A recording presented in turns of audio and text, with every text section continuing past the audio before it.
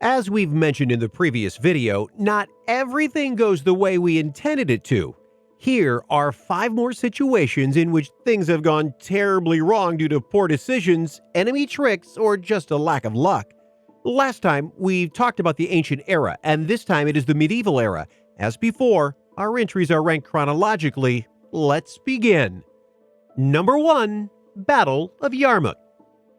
In August of the year 636, a series of battles that lasted for 6 days took place near the Yarmouk River. Forces of the Byzantine Empire fought against Muslim forces of the Rashidun Caliphate. A lot of things happened during those 6 days, and we could make a whole new video about the battle, but let's just summarize for the sake of it. On the first day, the Byzantines sent a third of their infantry to attack the right wing. They were successful but didn't do much damage since there weren't many of them. On the second day, the Byzantines attacked early in the morning. They pushed back both the right and the left wing. The Muslims, however, were able to recover. After that, the Muslims attacked the center, forcing the Byzantines to retreat. On the third day, the Byzantines attacked again. This time, they were able to push the enemy back on the right wing, but once again, the Muslim forces were able to hold out and push the Byzantines back. After that, the Byzantines retreated once again. Did you notice a pattern yet? The Byzantines do well on the wings, the Muslims push them back, and the Byzantines retreat. If I'm able to notice the pattern, and you are able to notice the pattern, the Muslims have noticed a pattern as well. On the fourth day, armed with their new knowledge, they had a new strategy. The Byzantines attacked once again. As expected, they started doing really well on the right wing. What they didn't know is that the right wing was instructed to give ground and lure the Byzantines away from the rest of their army. As the left wing and left center was busy fighting, the Muslims sent their right center to surround the right wing. The Byzantines took a huge blow this time and had to retreat. Not much happened on the fifth day, except that the Muslim cavalry went behind enemy lines, securing a bridge so that the Byzantines couldn't retreat. On the sixth and final day, the Muslim army advanced. They crushed the Byzantines' right wing and soon after that, their center. The left wing had nowhere to retreat. Modern estimates state that over 50,000 Byzantines were killed, which was a large bulk of their army, almost 50%, while the Muslims lost only about 3,000 men. The battle has been regarded as one of the most decisive battles ever, and it marked the first wave of early Muslim conquests. Number 2. Battle of Achelous. It was the 20th of August of the year 917. On the Achelous River near the Bulgarian Black Sea coast, one of the bloodiest battles in the Middle Ages was about to take place. The battle was fought between the Byzantine Empire and the Bulgarian Empire. Early in the morning, the battle began. The Byzantines wanted to flank the Bulgarian right wing. The Bulgarians had most of their forces on the wings and a weak center. Does this remind you of something?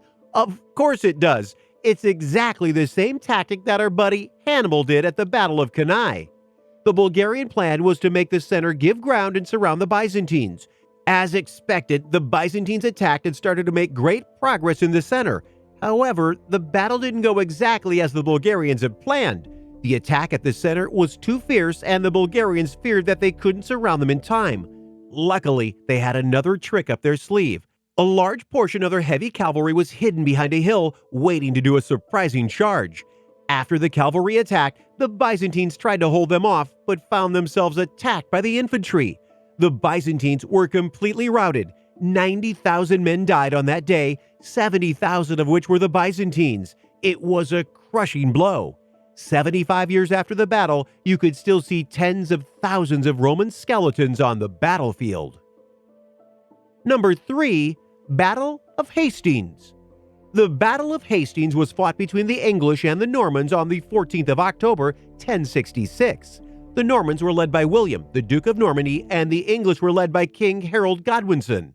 Both armies were of a similar size, but the English army was made entirely out of infantry, while the Norman army had infantry, archers, and shock cavalry. The English deployed on a hill. The battle opened with the Norman archers shooting at the English shield wall, which did very little damage. After that, the Norman infantry advanced up the hill, followed by a cavalry charge shortly after. The fighting was at a stalemate for some time until the Norman left wing started to retreat. The English at the right wing gave chase despite Harold's orders. He told them to remain in formation as that was their only chance of victory, but they didn't listen. The Normans quickly surrounded and killed them. It didn't take long for the Normans to surround the rest of the English. Harold was killed in battle. Now the road to London was wide open for the Normans, and William took the throne 2 months later. This battle resulted in the Norman conquest of England and was an utter disaster for the English. Number 4. Battle of the Golden Spurs.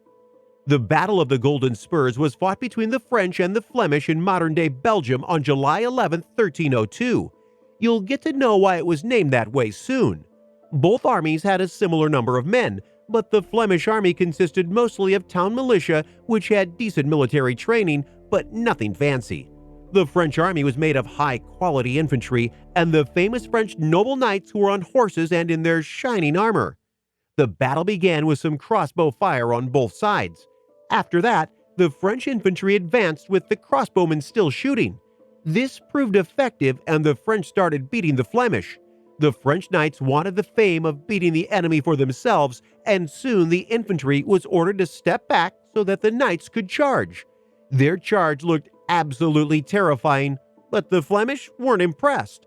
The ground was muddy and made the overconfident knights break formation. The Flemish had no problem withstanding the charge. After that, most of the French knights were killed since the Flemish took no prisoners. The French infantry was absolutely terrified and ran away from the battle. The French lost a significant number of their nobility on that day. The battle was named this way because over 500 golden spurs were found on the battlefield. Number 5. Battle of Agincourt. The Battle of Agincourt took place on the 25th of October, 1415 in northern France. The English army was made mostly out of archers since they were on a campaign for a long time and were heading back home.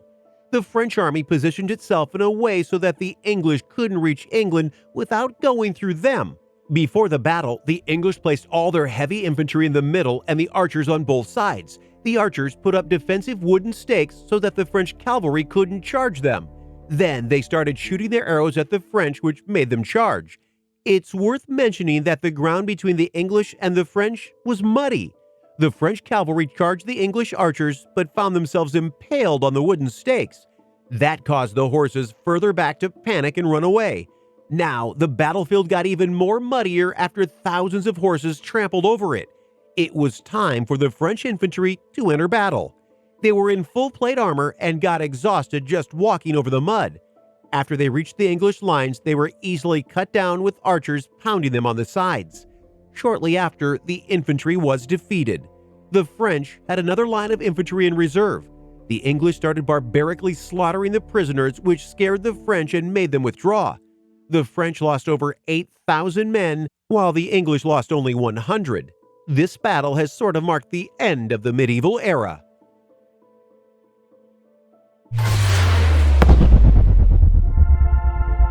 Thanks for watching. Press like and share with your friends who might be interested in this kind of topic. Subscribe if you want to see more of our stuff. We'll see you in the next video.